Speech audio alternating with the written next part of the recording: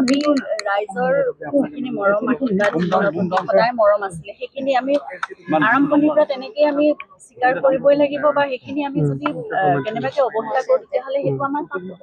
গতিকে এতিয়া কায়িকভাৱে নোহোৱাৰ পিছতো জুবিনৰ বাবে সেইটো বস্তু কাৰো মনত নাই যে জুবিন আমাৰ মাজত নাই, জুবিন সদায় আছে আমাৰ মাজত। গতিকে সেইখিনি মৰম আশীৰ্বাদে সদায় উপচাই ৰাখিছে, সেইখিনি আমি অৱহেলিত কৰিবলৈ কেতিয়াও দিব নোৱাৰোঁ। সেইকাৰণে মই আহি ত্ৰিপাল টানিব লগা হৈছে। দেখিছোঁ যে বৰষুণত তিতি অক্ষাবন্তী নুমাই গৈছে, চাকিখিনি নুমাই গৈছে, মানুহে ইমান মৰম সন্মান আদৰত জ্বলোৱা, ইমান উপহাৰ হাতেৰে নিৰ্মাণ কৰি কিছুমানে নিজৰ মানে যিমান পাৰে আটাইতকৈ ভালৰো ভাল বস্তু এটা আনি জুবিনক দিবলৈ চেষ্টা কৰিছে সকলোৱে। অকল অসমৰ বুলি বা আমাৰ ওচৰ পাজৰ বুলি নকওঁ, বিভিন্ন ঠাইৰ পৰা বিভিন্ন ব্যক্তি আহিছে, কিমান আৱেগেৰে আহি পেলাই দিছে। গতিকে সেইখিনি নষ্ট হৈ যোৱাটো আমি কেতিয়াও নিবিচাৰোঁ, এতিয়াও নিবিচাৰোঁ। আৰু সেইখিনি আচলতে চৰকাৰৰ কাম, যিহেতু তেওঁলোকে কৰোঁ বুলি ভাবিলে বহুত সোনকালে তৎপৰতাৰে কৰিব পাৰে। বৰষুণ অহালৈকে ৰৈ নাথাকিলেও হ'লহেঁতেন। আৰু আমি যোৱা 6 তাৰিখে এখন লাষ্ট মিটিঙত বহিছোঁ, তাৰ আগতেও আমি এটা ডাঙৰ প্ৰেজেণ্টেশ্যন দিছোঁ। সেইমতে কেনেকৈ হ'ব সেই কথাটো আমাক একো জনোৱা নহ'ল। আমাৰ তথাপিতো এতিয়া যিহেতু 10 বিঘা মাটি আবণ্টন কৰিছে, সেই মৰ্মে আমি পুনৰ 6 তাৰিখে আমি কৈছিলোঁ যে অন্ততঃ এটা মিউজিয়াম, জুবিনৰ ইমানবোৰ বস্তু জুবিনৰ নিজৰো আছে আৰু ইমানবোৰ উপহাৰ আছে, সকলোবোৰ সুৰক্ষিত সংৰক্ষিত কৰিব পৰাকৈ এটা মিউজিয়াম। আনকি এজনে জুবিনে চলোৱা পাজেৰো গাড়ীখন যে ইমান আৱেগেৰে এজন গেৰেজৰ মালিক তেখেতে পাজেৰোখন বনাই ৰেডি কৰি ৰাখিছে।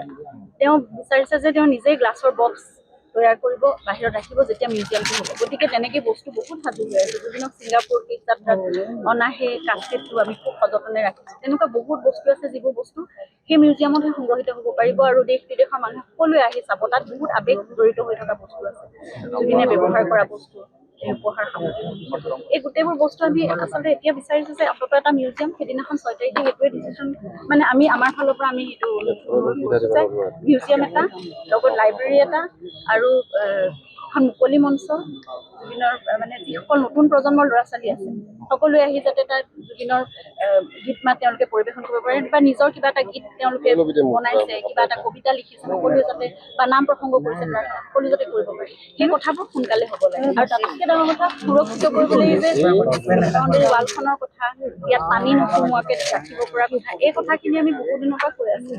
যথেষ্ট ভূমিৰ প্ৰয়োজন, মিউজিয়াম এখন মঞ্চ এখনৰ কথা কৈছে, কিছু ভূমিৰো প্ৰয়োজন। 10 বিঘা মাটিত আছে, সম্ভৱ নহয়। 10 বিঘা লাগিছে, তাৰ ভিতৰত হোৱাকে মিউজিয়াম আৰু কাৰণ এই অস্থায়ী যিবোৰ নিৰ্মাণ কৰি থৈছে এইখিনি ভাঙি দি পেলাই এইখিনি গোটেইখিনি ধুনীয়াকৈ লেণ্ডস্কেপ সেইখিনি হ'ব মাজে মাজে। আৰু এটা হয়তো মিউজিয়ামটো হয়তো আমি নিবিচাৰোঁ মাল্টি ষ্টৰিত কৰিব লগা হ'ব পাৰে, কাৰণ জেগাটো কম সেইটো। আৰু এটা মঞ্চখনো এনেকুৱা কোৱা নাই যে বৃহৎ এখন মঞ্চ হ'ব লাগিব, সেইটো এটা ভাল জোখৰ। গতিকে সেইখিনি নিশ্চয় ইয়াত হ'ব। আৰু মিউজিয়ামৰ লগতে লাইব্ৰেৰীটো বেলেগকৈ কোৱা নাই, তাৰে এটা অংশ আছে। এনেকৈ সেইখিনি অন্ততঃ ইয়াত লাগিব। সেই কথাখিনি কৈছোঁ, সেইখিনি ইয়াত হ'ব বুলিও তেওঁলোকে কৈছে। আৰু তেওঁলোকে সেইকাৰণে কৈছে যে সেইখিনি আমি কম্পনেণ্ট দিছোঁ, সেইখিনি জেগাই জেগাই বহুৱাই এটা মানে এখন কি বুলি ক'ব সেইটো প্লেনিং এখন আমাক সকলোকে দেখুৱাওক, ৰাজহুৱা কোন চাইডে গোটেই অসমৰ ৰাইজে আমি সকলোৱে দেখোঁ। আৰু তাৰপিছত আমি ক'ব পাৰিম যে এইটোকে হ'লে ভাল,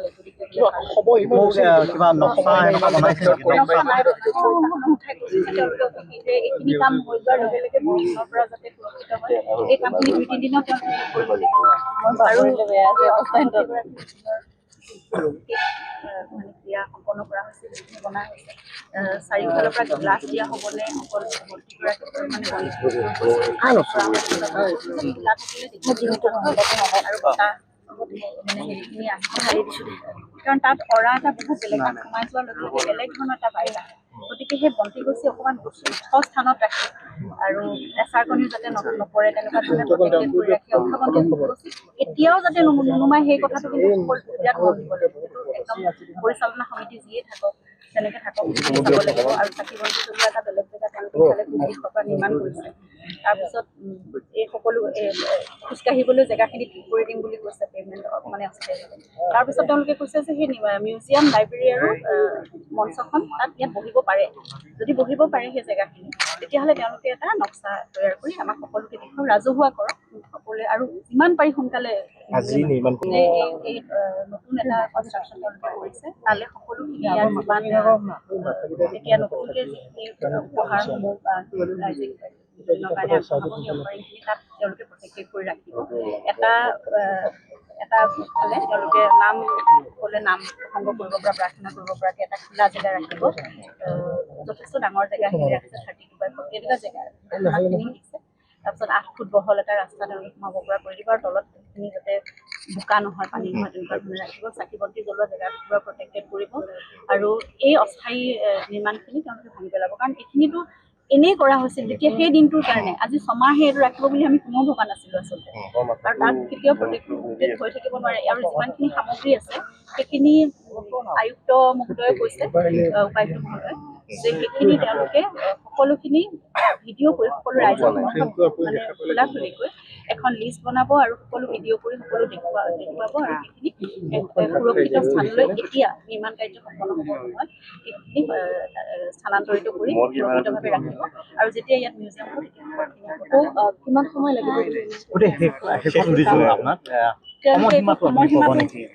একো সময়সীমা পোৱা নাই আমিতো যিমান পাৰি সোনকালে সেই কথাটো কৈছোঁ এই অস্থায়ী কোনেনো ঠেলি আছে পিছফালৰ পৰা বাউণ্ডেৰী ৱালৰ কামটো বাউণ্ডেৰী ৱালৰ ফালে হৈ যাব কাৰণ ভিতৰৰ নিৰ্মাণ গতিকে চাইমাল্টেনিয়াছলি বস্তুবোৰ হ'ব পাৰে সেই কথাটোৱে আমি কৈছোঁ টিকটৰ হ'লে ভাল বস্তুবোৰ চিজিল লাগিলে ভাল আৰু বহুত বাহিৰৰ পৰা এতিয়া লোক আহে অকলটো এতিয়া এখন সমাধিস্থল আৰু মানে এনেকুৱা হৈ থকা নাই উপাসনাস্থলী এখন তীৰ্থস্থান টুৰিষ্ট স্পট এটা হৈ গৈছে বিভিন্ন দেশ বিদেশৰ পৰা মানুহ আহে গতিকে সকলোৱে ভালকৈ দেখিবলৈ আমাৰেই গৌৰৱ আৰু জুবিন গাৰ্গ যিহেতু আমাৰ সকলোৰে স্বাভিমান আমাৰ গৌৰৱ গতিকে জুবিন গাৰ্গৰ কাৰণে যিমানখিনি কৰিব পৰাটো মানে আমাৰ ৰাইজৰ বা চৰকাৰ সকলোৰে দায়িত্ব থাকিব লাগে গতিকে সেইখিনিতো ৰাইজে এতিয়া সাজুৱে হৈ আছে চৰকাৰে যদি নিজে তেওঁলোকে মাটি আবণ্টন কৰিছে তেওঁলোকে যদি সেইখিনি দায়িত্ব গ্ৰহণ কৰে তেতিয়াহ'লে নিশ্চয় আৰু সোনকালে কৰিলে ভাল আমাৰ সকলোৰে সেইটোৱে দাবী অনুৰোধ সকলোৱে সেইটোৱে বিচাৰোঁ